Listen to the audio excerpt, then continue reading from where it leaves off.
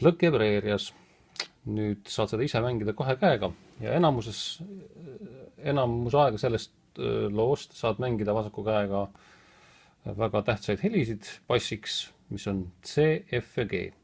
Nüüd selle loo teises osas tuli veel meil mõni akord juurde, aga need tulevad siis, kui sinna jõuame.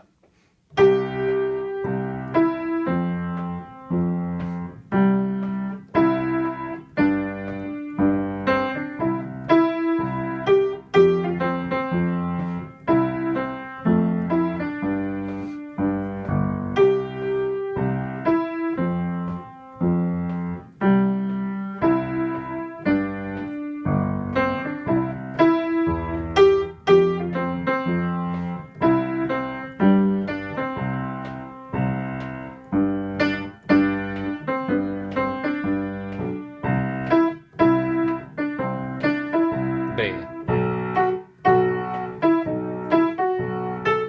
E, D ja G.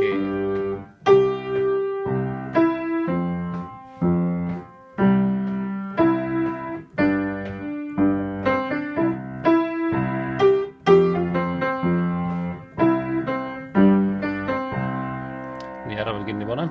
Ma räägin sulle paar asja siia juurde ka. Et võib-olla on isegi kasulik, kui sa proovid mängida seda sama saadet nagu teistmoodi. Et sa lõppkokkuvõttes ei hakka võib-olla isegi niimoodi mängima, aga selleks, et sa saaksid paremini aru, mis sa teed, et mis sul siin vasakus käes nagu on.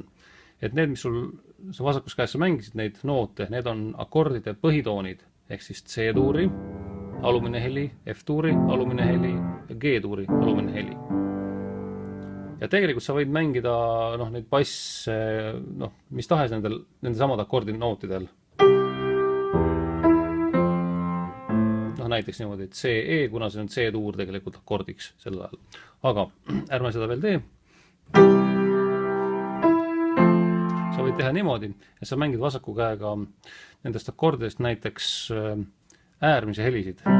Ehk siis nagu C ja G kvinti. Nüüd tuleb F-tuur, mängid F ja C nagu kvint.